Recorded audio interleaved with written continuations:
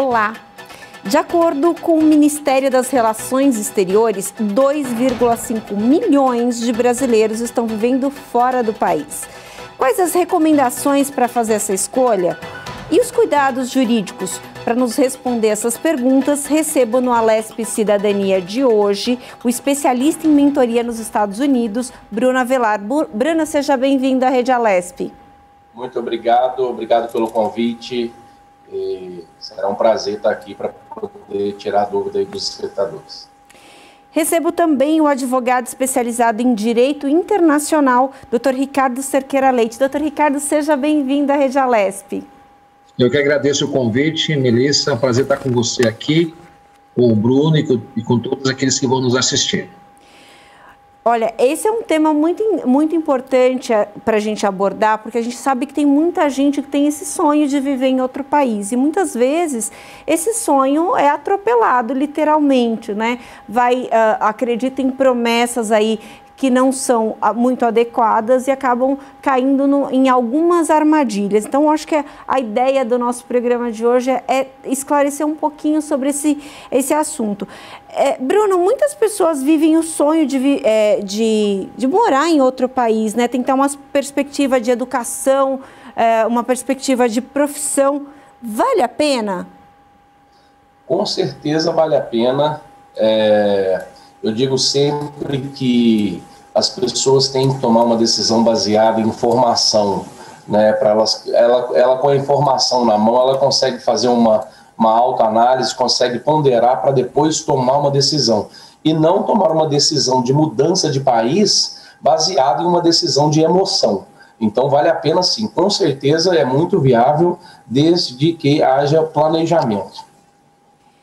Doutor Ricardo, a partir do momento que a pessoa define que ela vai estudar ou vai trabalhar lá fora, existem requisitos para isso? E os requisitos, eles são os mesmos no caso de quem vai trabalhar e de quem vai estudar lá fora?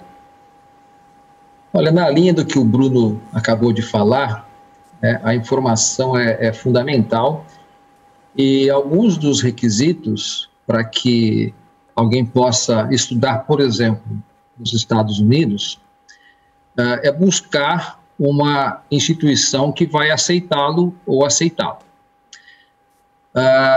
Normalmente, para que isso aconteça, existe um teste de proficiência que o indivíduo precisa fazer nesse processo de aceitação. Quando esse processo de aceitação ele é concluído, aquela instituição vai emitir um documento que se chama, então, I-20, para que o candidato possa buscar e pleitear o seu visto de estudante, no caso, os Estados Unidos. Nós estamos tratando aqui. E, às vezes, um dos erros que a pessoa comete, ela foi aceita, mas ela ainda não tem o visto. E, então, ela pode iniciar um processo de mudança sem ter a sua aceitação naquele país. Então, eu diria que os passos iniciais de quem do lado de fora, né, do país, no caso dos Estados Unidos, seriam a aceitação, o I-20, o visto.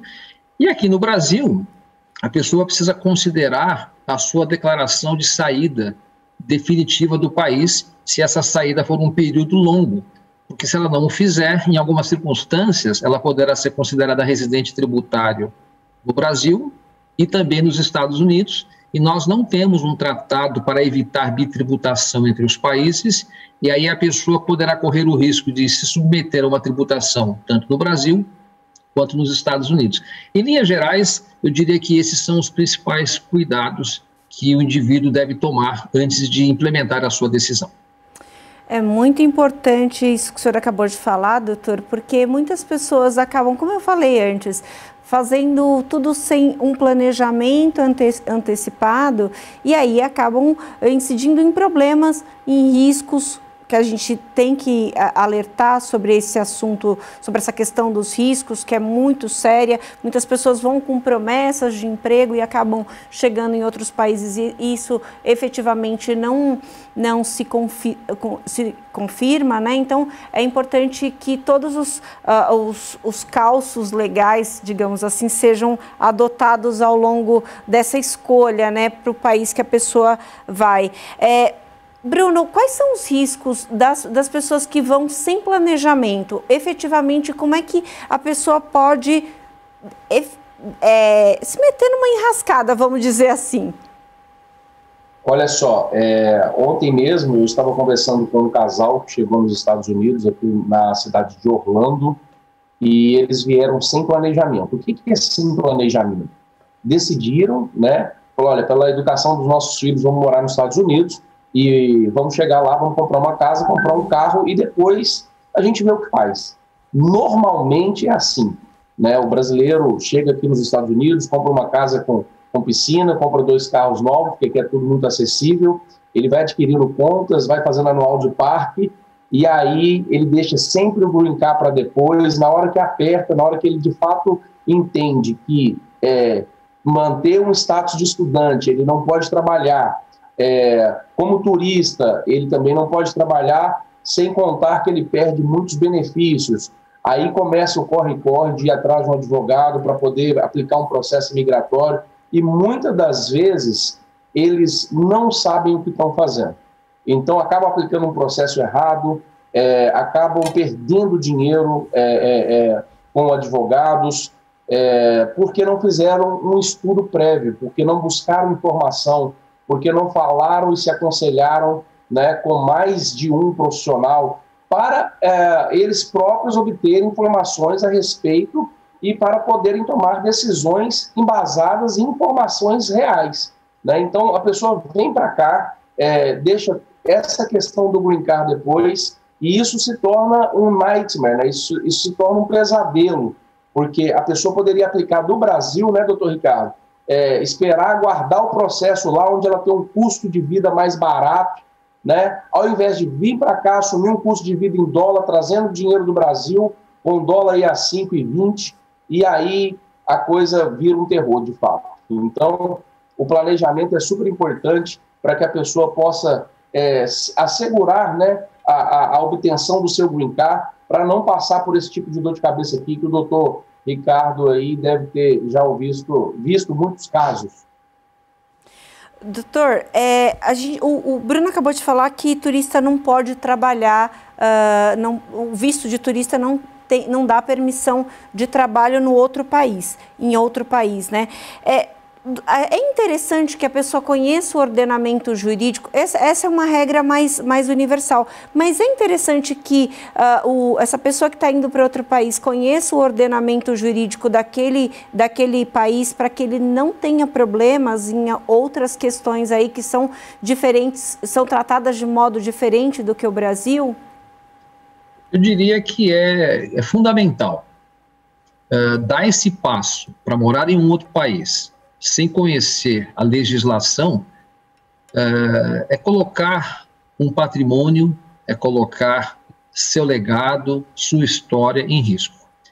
E eu aqui aproveito o espaço, Melissa, para sugerir uma metodologia. Eu diria que aquele que tem o desejo de morar em outro país, em vez de fazer como o doutor Bruno acabou de relatar, alguém que chegou e já se encantou com o sonho americano e começou então a consumir e depois certamente vai ter dificuldades, eu recomendaria alguns passos básicos. Primeiramente, eu recomendaria que a pessoa abra uma conta corrente no país que ela deseja atuar. A conta corrente é um mecanismo de interação com aquele país e você consegue então absorver as práticas comerciais do dia a dia e entender, a partir de uma experiência prática, o ordenamento jurídico. A pessoa deve também buscar, nos Estados Unidos nós chamamos de tax number, para o estrangeiro é o chamado ITIN, né, que é um número de tax number, é o CPF para estrangeiro. A pessoa pode fazer alguns pequenos investimentos, como participar de algum projeto, comprar um veículo estando ainda no Brasil, eventualmente, para que ela possa entender como funciona o mecanismo prático do dia a dia, estando em seu país, gastando em moeda local, e depois, na medida em que ele aprende, na medida em que o indivíduo tem um maior conhecimento do ordenamento jurídico, ele poderá, como parte do seu processo de planejamento, tomar decisões mais assertivas. Que tipo de visto é o mais adequado? Pode ser que um brasileiro tenha uma dupla cidadania, ele opte, então, por buscar essa dupla cidadania em um outro país, por exemplo, como a cidadania italiana, que tem acordos mais fáceis com os Estados Unidos, e ele possa, então, pleitear um tipo de visto, que é o E2, que autoriza a sua permanência, e ele não vai ficar ilegal. Pode ser que ele opte por um tipo de visto que é um pouco mais dispendioso, que é chamado EB5, que é o investimento, é a concessão de visto para quem investe nos Estados Unidos. Hoje existe uma janela de oportunidade, esse visto, que até pouco tempo atrás só era concedido para quem investisse $900 mil. Hoje é uma janela, esse investimento pode ser $500 mil. Em outras palavras, conhecer o ordenamento jurídico, interagir com esse ordenamento jurídico é fundamental e deve ser feito isso antes. É muito mais fácil do que chegar no país e então se submeter, conhecer na prática os efeitos de uma legislação que era desconhecida até então. Ainda mais, né, doutor, se a pessoa tem intenção de trabalhar, como a pessoa chega no outro país sem uma regularização e quer trabalhar legalmente, é um processo muito mais difícil, até porque o próprio país não vai dar esse voto de confiança para quem chegou ilegalmente. Então, quer dizer, o quanto mais correto você for para o outro país, muito melhor para que você atinja o seu objetivo. Agora, Bruno, é fácil arrumar trabalho fora do país? Em outros países, eles estão abertos a dar oportunidade para estrangeiros? Como é que funciona? Bom, especificamente falando aqui dos Estados Unidos, hoje nós estamos vivendo um momento de muita dificuldade de mão de obra, né? Nesse momento, por exemplo, eu estou aqui precisando de mais de 10 colaboradores. Todos os meus amigos empresários aqui de Orlando, eles estão sem mão de obra. Eu posso dar um exemplo, uma oficina mecânica onde eu levo o meu carro para arrumar. O proprietário tinha 8 colaboradores e ele perdeu os 8 colaboradores. E sim, existem muitas oportunidades. Nesse momento, então, é um momento que está gerando uma escassez. Eu não sei se o doutor sabe explicar o porquê ocorreu isso, mas existem companhias aéreas cancelando voo por falta de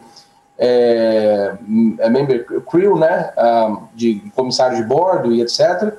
E existem também, e o doutor Ricardo pode falar um pouquinho sobre isso, oportunidades, por exemplo, na categoria de EB2, né, doutor, para quem é engenheiro, na área da saúde, enfermagem, são áreas onde os Estados Unidos têm uma necessidade. Então, pessoas com essa formação acadêmica podem aplicar esse tipo de processo migratório, que é o EB2, e aí o doutor vai poder estar falando melhor sobre isso.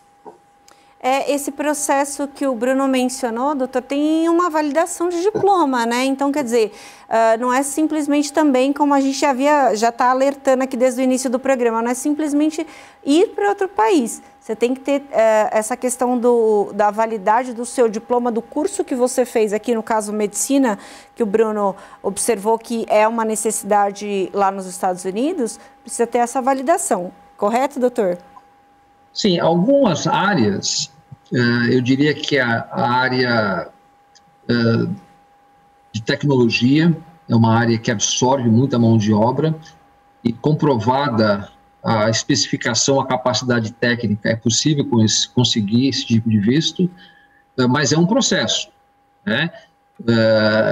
Normalmente, quem tem o interesse de imigrar com uma capacitação técnica, pelo próprio perfil, faz a pesquisa, se familiariza e não corre o risco de ir para um país, na minha experiência eu tenho visto isso, sem esse planejamento, porque o perfil técnico já lhe põe esse cuidado. Mas sim, existe essa possibilidade de conseguir uma autorização de trabalho dessa forma, ou também uma empresa local que faça, né, uma oferta e aí, então, a pessoa vai até o local já com a oferta colocada, né? O que não deve acontecer é a pessoa entrar com visto de turista, ou mesmo com visto de estudante, sem capital. Aí é uma situação de limitação. Ele corre o risco de se tornar, ter dificuldades para exercício da sua profissão. Ele vai conseguir, como o doutor Bruno comentou, né? Hoje há uma escassez de mão de obra. Tem várias razões para justificar isso. Uma delas, talvez, seja aí os auxílios que o próprio governo está dando em razão da pandemia. Então, muitos, enfim, talvez não sintam a necessidade do trabalho. E outras razões, existe sim escassez de mão de obra, mas o empregador que emprega pessoas sem o seu status adequado, ele também corre riscos. Então, não é um plano de longo prazo imigrar com um visto equivocado e aí tentar um trabalho se ele não tem o visto adequado. Talvez, né, uma alternativa seja olhar para outros países que tenham uma situação de mais facilidade, né? O Canadá, talvez, é um país amistoso, mais amistoso para imigrantes. Portugal tem algumas opções interessantes também. Os Estados Unidos, sem dúvida, é uma opção, muito boa opção, mas como o Bruno comentou, tem que ter planejamento, senão é uma aventura. É interessante isso, doutor. A gente sabe, como eu comentei antes, que existem aí agências que dão falsas promessas de emprego no exterior. E aí, quem cai nesse tipo de golpe? A quem eles pedem socorro? A polícia local? Ao Itamaraty? Qual que é o respaldo que uma pessoa que foi enganada efetivamente pode ter fora do seu país de origem? Veja, aquele que causa dano a outra pessoa, em qualquer parte do mundo, ele tem a obrigação de indenizar. Então, quais são os caminhos que a pessoa tem? Se a conduta é uma conduta fraudulenta, a nível, ou em nível, melhor dizendo, de que se aproxima de uma conduta criminosa, sem dúvida levar ao conhecimento das autoridades, inclusive locais, porque se ele está praticando uma conduta criminosa e está gerando vítimas e está gerando prejuízo, isso é uma conduta criminosa que deve ser do conhecimento das autoridades locais do país onde ele está. Além disso, escolher um profissional da sua confiança para pleitear as indenizações cabíveis. E, além disso, informar o Ministério das Relações Exteriores acerca da prática, acerca dessa conduta. Então, seriam pelo menos 3 canais. Um canal institucional do próprio país onde a pessoa está, que seria a autoridade policial. O canal do país onde essa pessoa tem ou teve a sua cidadania, que, no caso, é o Brasil, o Ministério das Relações Exteriores, ou, então, procurar um profissional, um advogado, para que possa pleitear a indenização. Mas o melhor é não passar por nada disso, o melhor é planejar e evitar o problema. Com certeza, doutor. E, inclusive porque muitas pessoas acabam se colocando numa situação extremamente arriscada. E isso vale também aqui para o Brasil. Aqui no Brasil a gente tem ali dentro da Secretaria de Justiça e Cidadania, aqui no estado de São Paulo, tem uma busca constante contra o tráfico de pessoas, porque também acabam incidindo aí nesse tipo de problema que é muito grave, muito sério. Então, como o senhor falou, o ideal é que a pessoa não passe por isso. Agora, Bruno, é muito comum a gente ouvir as pessoas falando assim, eu vou para outro país, eu não domino o idioma, mas eu me viro lá e eu vou conseguir, ao longo do processo, me adaptar ao ambiente. É real isso? Dá para pessoa buscar, no caso da oportunidade de trabalho, ir para outro país sem o domínio do idioma local? Nós sempre recomendamos que a pessoa ela estude, né? Isso faz parte do planejamento. Aprenda a língua para que a língua não seja uma barreira, principalmente para aqueles que vêm para cá, para os Estados Unidos, investir, né? Como você vai abrir um negócio, começar a iniciar um negócio sem falar a língua, a não ser que você tenha um negócio dentro da comunidade brasileira. É possível conseguir trabalho, muita gente vem sem falar o inglês, acaba trabalhando dentro da comunidade brasileira ou acaba conseguindo algum tipo de subemprego, né, que a gente chama aqui, onde ela não tem a necessidade da comunicação, apenas de exercer a função dela ali dentro de uma cozinha, por exemplo, um auxiliar de cozinha, um preparador de salada, um auxiliar de chefe, uma pessoa que faz faxina. Então ela não precisa do idioma, mas com certeza as oportunidades são muito melhores quando a pessoa domina o idioma do país para o qual ele se dirige. Doutor Ricardo, o senhor falou na sua resposta anterior sobre essa questão do capital. Tem também essa previsibilidade de quanto dinheiro, por exemplo, a pessoa está levando do Brasil para o exterior, para se manter, para ter uma vida razoável nesse outro país por um período? Como é que funciona essa questão financeira? Veja, se você carrega consigo quantidades em moeda, em numerário, em cash, maior do que 10 mil dólares, no caso dos Estados Unidos, você precisa declarar. O máximo que você vai trazer consigo seria 10 mil dólares. Porém, há uma maneira muito mais prática de você fazer isso. Quais seriam as formas?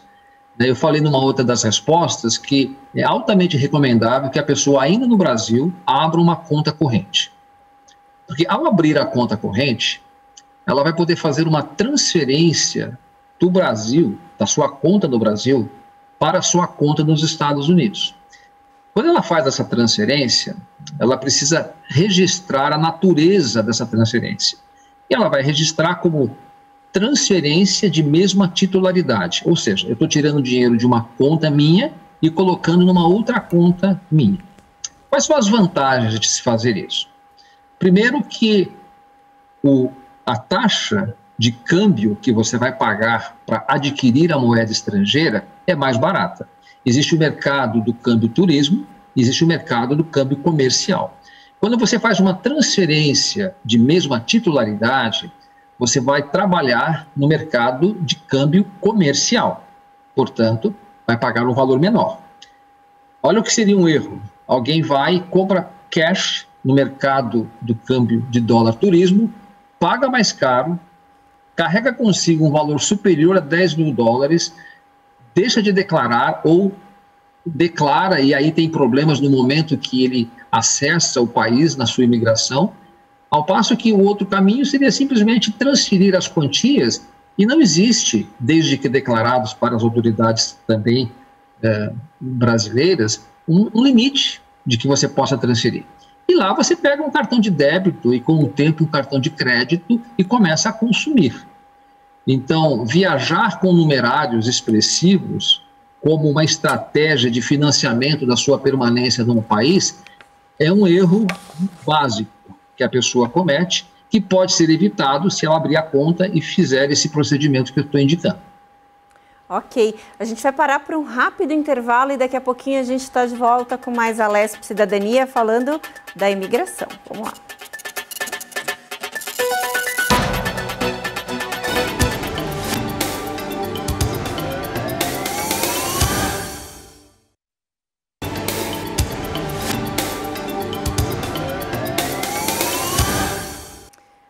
Voltamos com a Alesp Cidadania. Estou falando sobre a imigração, os brasileiros que buscam novas oportunidades no exterior. Recebo aqui o Bruno Avelar, que é especialista em mentoria nos Estados Unidos, e o Dr. Ricardo Cerqueira Leite, advogado especializado em Direito Internacional. No bloco anterior, a gente estava falando um pouco dessa dificuldade e também alertando aí sobre as formas que as pessoas podem adotar para não cair em golpes. Agora, fiquei com uma dúvida aqui, Bruno. O povo brasileiro é um povo muito receptivo, muito caloroso, gosta de fazer amizade. Em outros países, especificamente nos Estados Unidos, o americano também tem essa característica receptiva? Ou a pessoa que vai para esse outro país, no caso dos Estados Unidos, ela tem que ir com calma até se adaptar ali àquele ambiente? Como é que funciona? Bom, o americano, ele tem uma cultura totalmente diferente da nossa, né? Ele é mais solitário, mais sozinho, mais na dele, não é como no Brasil. Ele não quer saber... para ele é indiferente se você tem na sua driveway, né, na sua garagem, uma Ferrari ou um Fusca. Ele não se importa com isso. E ele é muito reservado, então não tem essa coisa do vizinho, amigo, que vai ali, cumprimenta, conversa, é um oi, boa tarde, bom dia.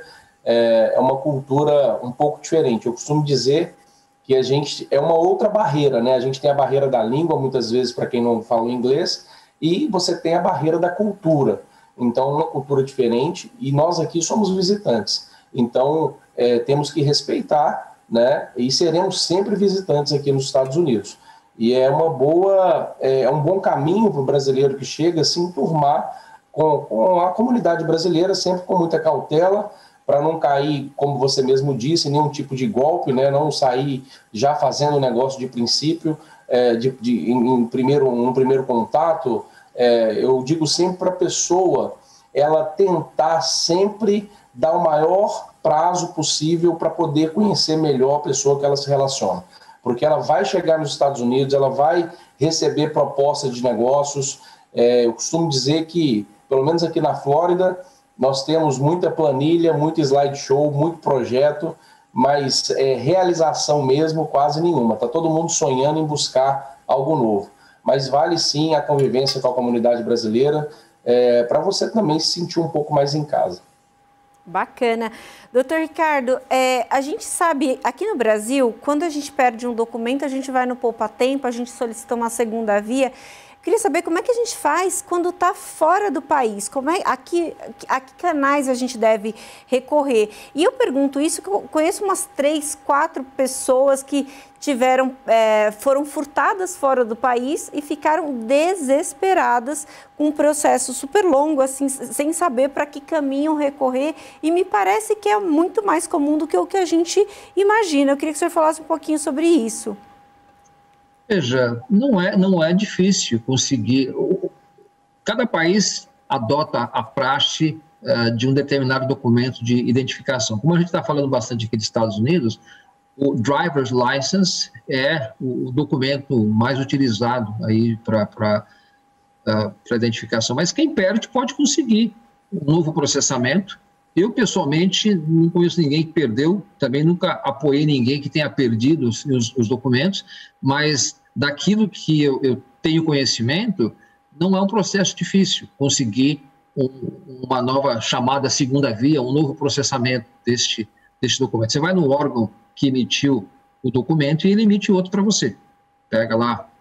Aqui não se tem, até onde eu conheço, eu também estou aqui nos Estados Unidos, aqui também não tem um serviço como o Poupa Tempo, pelo menos nos estados que eu tenho conhecimento, eu não conheço. Mas você vai até a agência onde emitiu aquele documento e consegue um outro documento.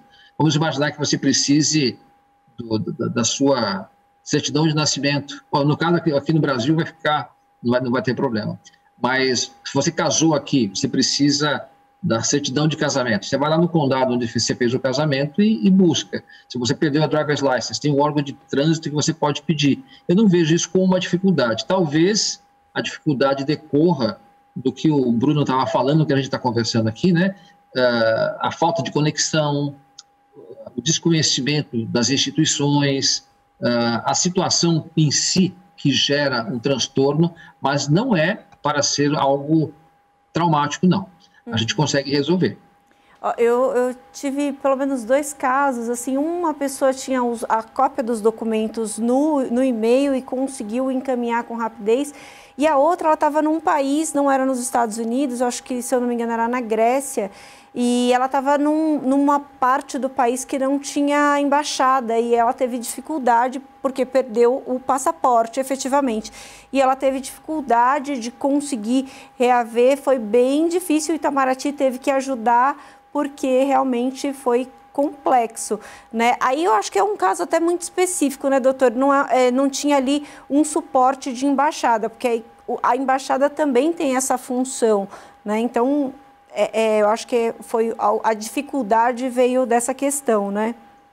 Se nós estamos falando de documentos relativos à cidadania brasileira, como passaporte e outros documentos, aí é um pouco mais complexo, né? Sempre que você precisar renovar o seu passaporte, e você estiver em outro país, você vai precisar buscar a extensão do território daquele país, que é a embaixada. Você vai cuidar dos procedimentos lá. Confesso que na Grécia eu não tenho muita familiaridade, mas não deve ser problemático conseguir um novo passaporte quando você vai até uma embaixada. Isso não é problemático. Uhum. Bruno, você havia falado antes sobre buscar o conhecimento aí com as pessoas, com os brasileiros, a comunidade brasileira que está no país que você escolheu. Dá para fazer isso antes de chegar ao país? Ou o ideal é sentir mesmo o clima e buscar aí pessoas de confiança, como você muito bem observou? Bom, dá para buscar isso em partes, né? Vamos dizer assim, no digital. Existem grupos no Facebook, brasileiros em Orlando, brasileiros em Nova York, brasileiros em New Jersey. Então, você pode participar desse grupo, fazer contato com pessoas, se conectar, fazer perguntas. Normalmente, nesses grupos, as pessoas são muito prontificadas a ajudar. Então, você faz uma pergunta ali dentro do grupo do Facebook, imediatamente você vai ter ali dezenas de respostas dentro do assunto que você procura.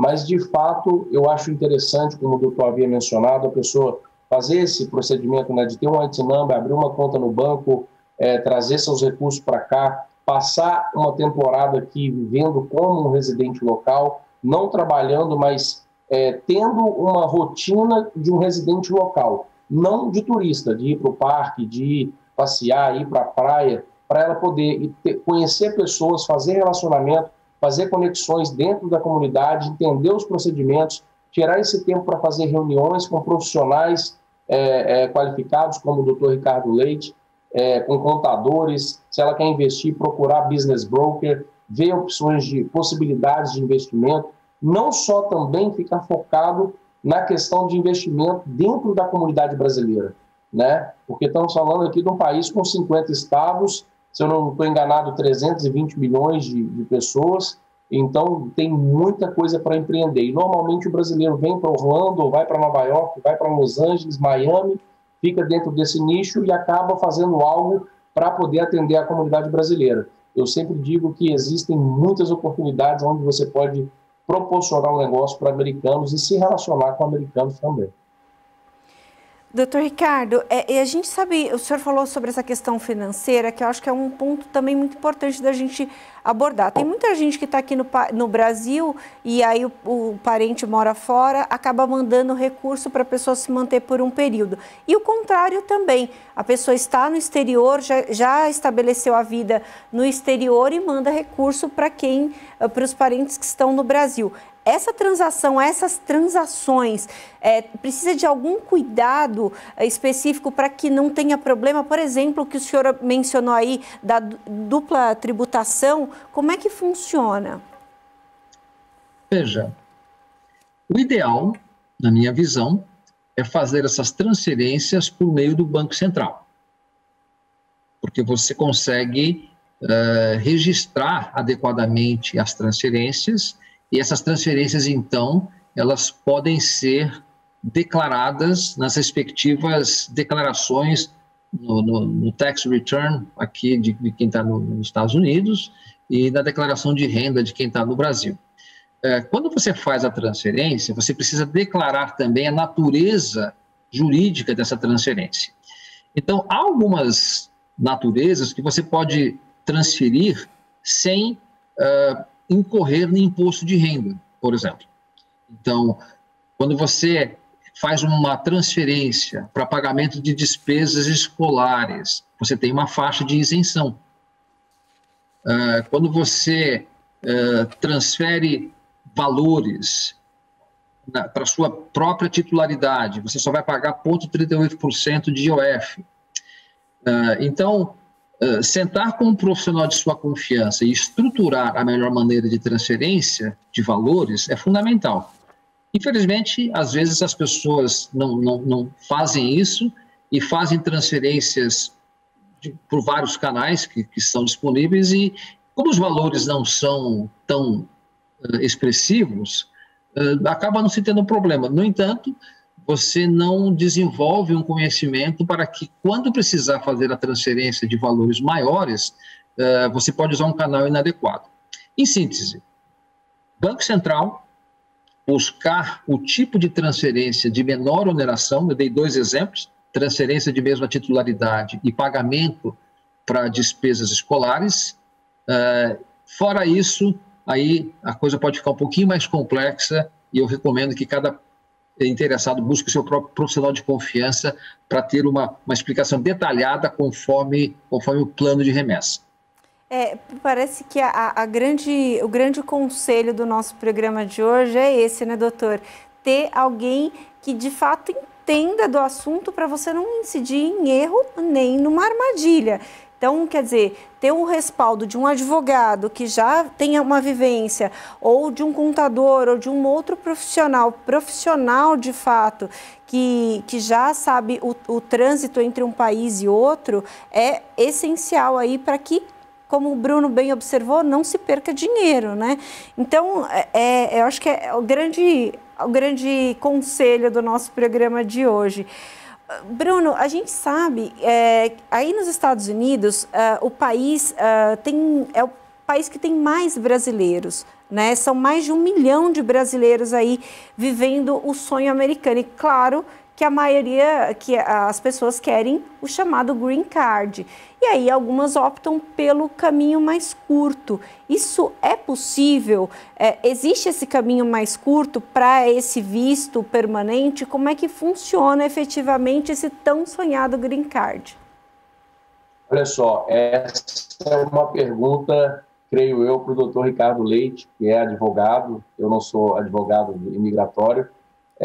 Eu acho que não existe caminho curto, existe processo, existe trabalho. Os caminhos, o doutor Ricardo vai poder falar melhor que eu, mas existe um processo a ser seguido. O Obama, quando era presidente, uma vez fez um speech e falou o seguinte, ele falou em inglês, né? It's always a way, just follow the book.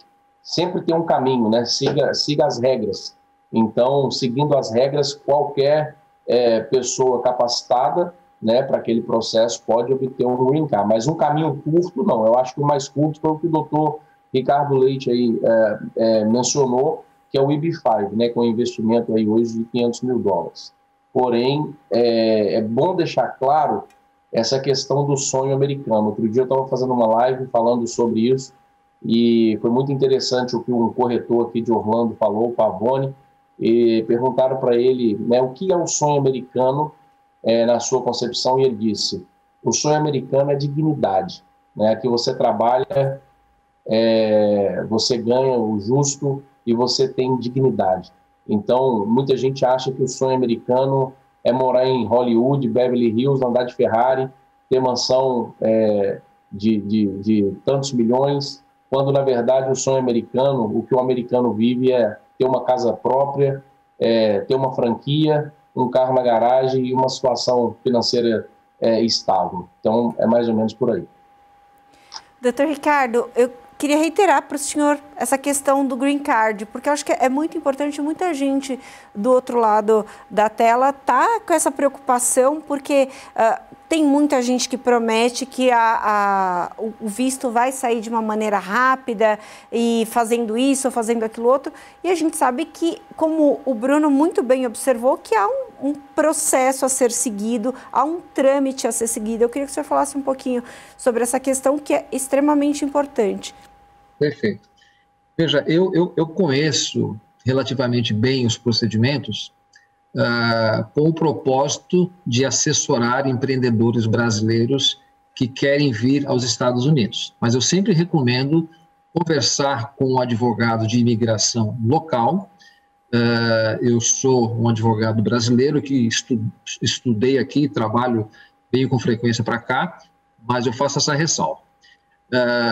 No entanto, você está 3 caminhos aqui.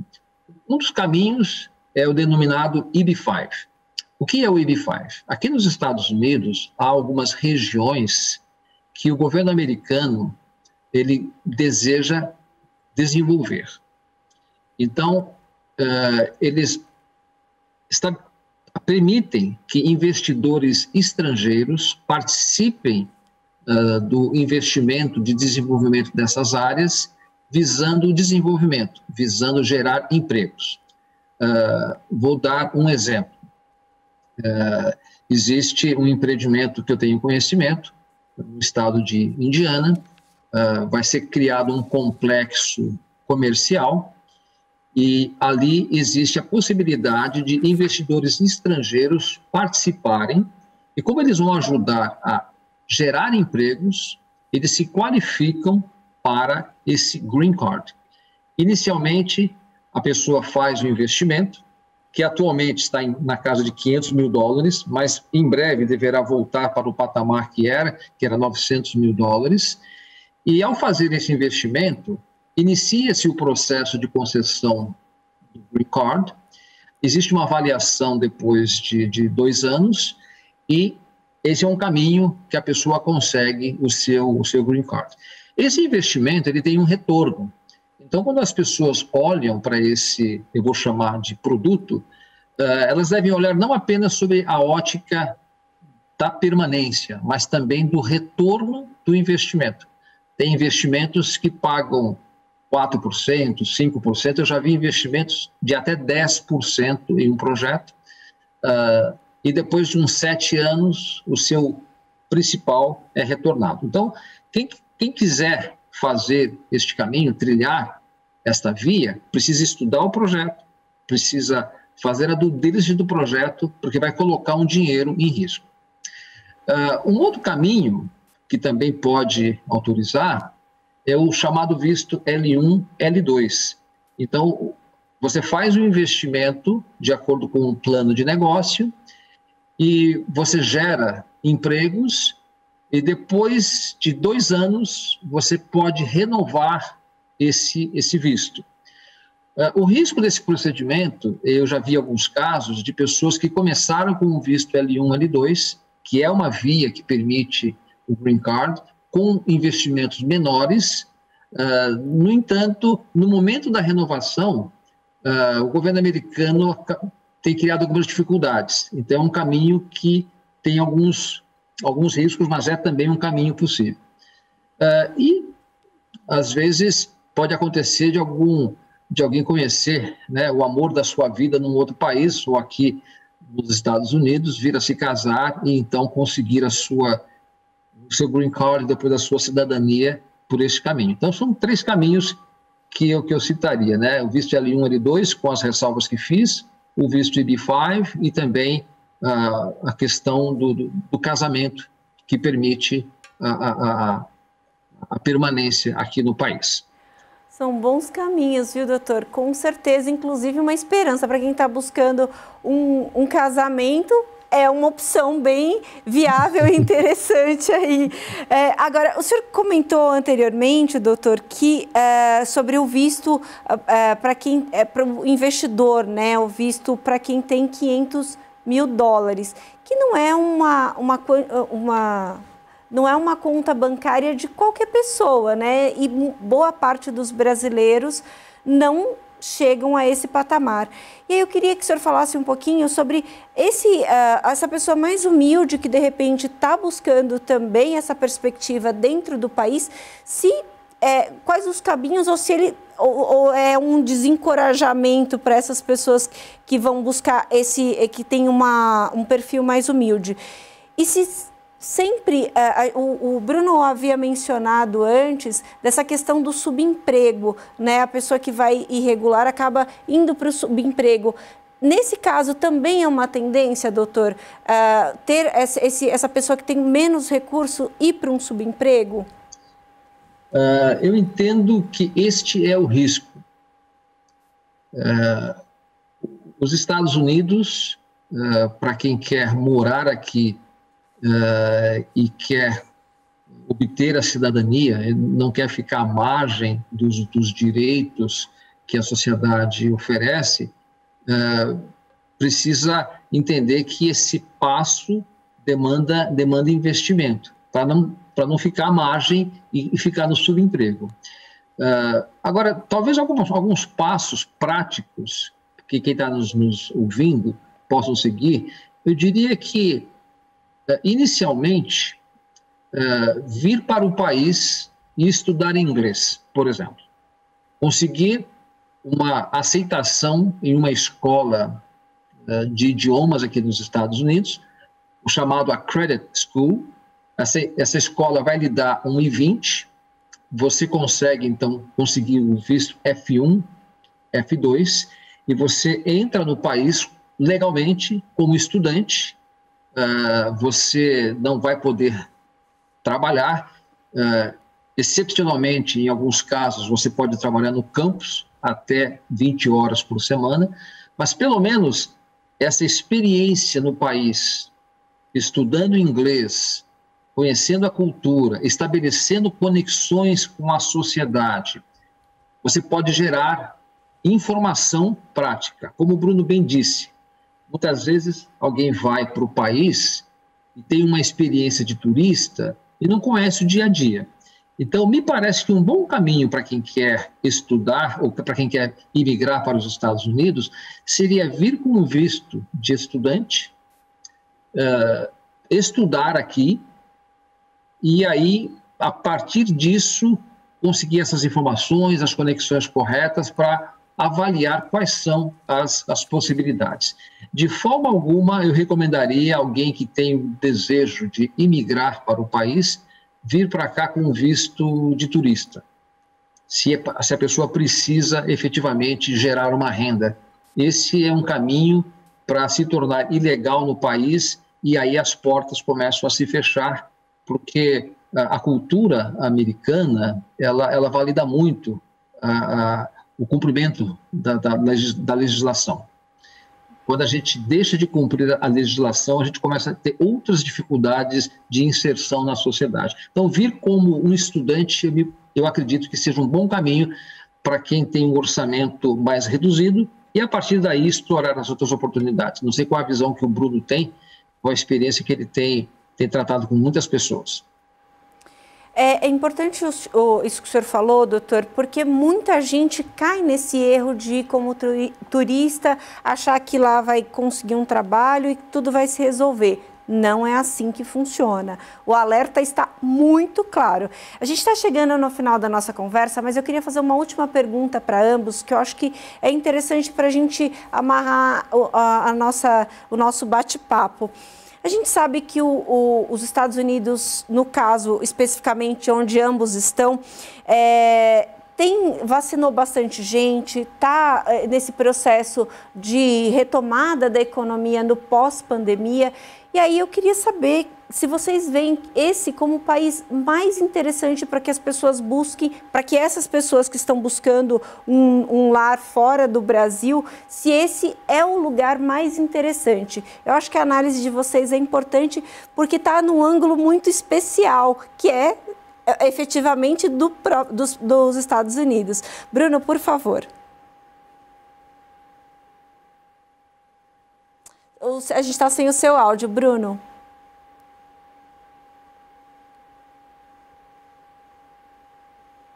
Acho que o Bruno teve um probleminha com a internet. Enquanto ele se reestabelece, doutor Ricardo, por favor.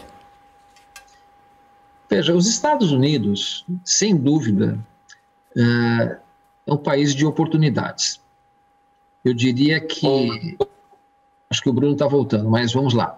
Eu diria que eu ouvi uma frase um tempo atrás que me marcou, né? Aqui é um país que você consegue se tornar aquilo que você deseja, porque a estrutura local ela permite esse desenvolvimento. Então, sem dúvida, é um país para se considerar.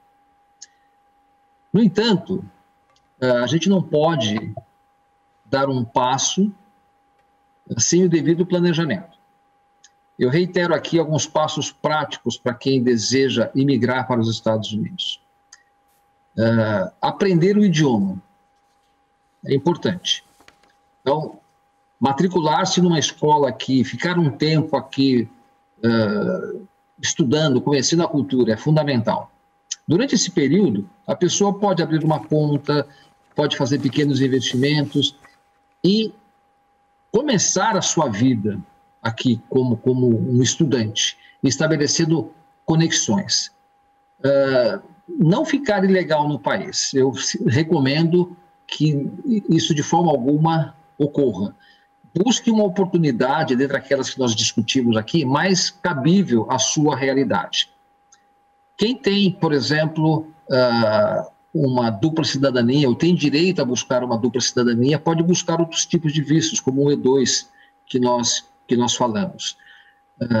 Quem tem um conhecimento técnico pode buscar um outro visto que o autoriza a ficar no país.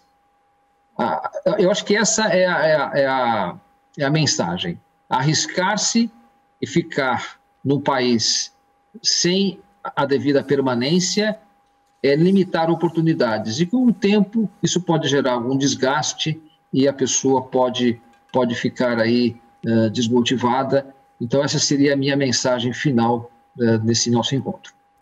Bruno, por favor, o que você acha? Os Estados Unidos é uma boa opção aí para quem está buscando esse sonho de viver em outro país?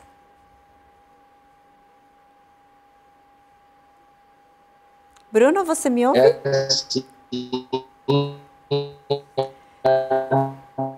Acho que a internet do Bruno não está colaborando conosco. Eu ouço perfeitamente. Consegue. Ela não está ajudando, né? Pode falar, Bruno. Consegue me ouvir? Agora sim. Acho que Bom, o Bruno... então, eu estava dizendo que eu já vivo aqui há quase 7 anos, mas já morei... Consegue me ouvir? Sim, pode continuar, Bruno, por favor.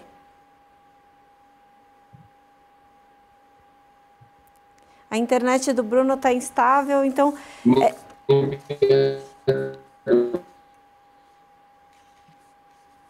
Bruno?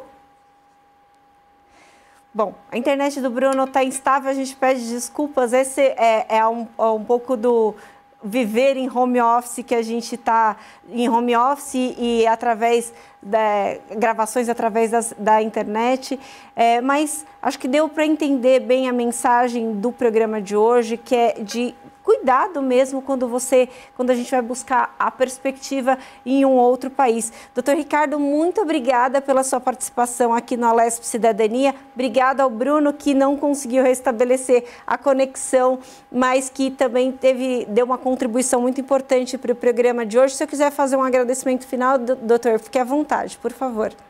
Eu agradeço o convite.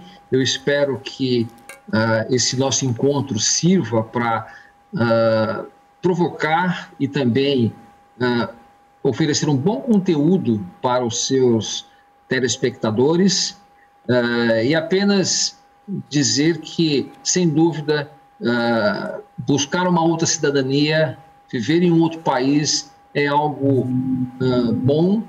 Nós precisamos buscar expandir os nossos horizontes. Existe sempre uma coisa que eu chamo de distância psicológica, né? Que é o desconhecimento. Então, quando a gente consegue reduzir a distância psicológica que nos separa entre onde eu estou como cidadão e o país onde eu desejo desenvolver uma atividade, a chance de sucesso é muito maior. Dar este passo sem o planejamento adequado é perder aí o controle da situação. Então, eu acho que esse espaço é muito importante, porque, como você bem disse, Melissa, muitas pessoas têm esse interesse, mas nem sempre fazem a lição de casa para buscar todas as informações, e eu acredito que encontros como esses ajudam, e eu fico feliz de poder participar de alguma forma e ajudar.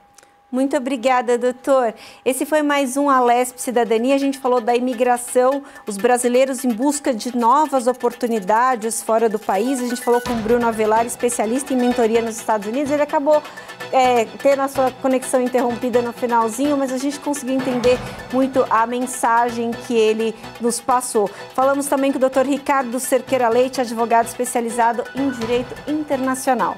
Você fica agora com a programação da Rede Alesp e você pode rever esse programa e outros programas da Rede Alesp nas nossas redes sociais. Obrigada pela sua companhia e até a próxima.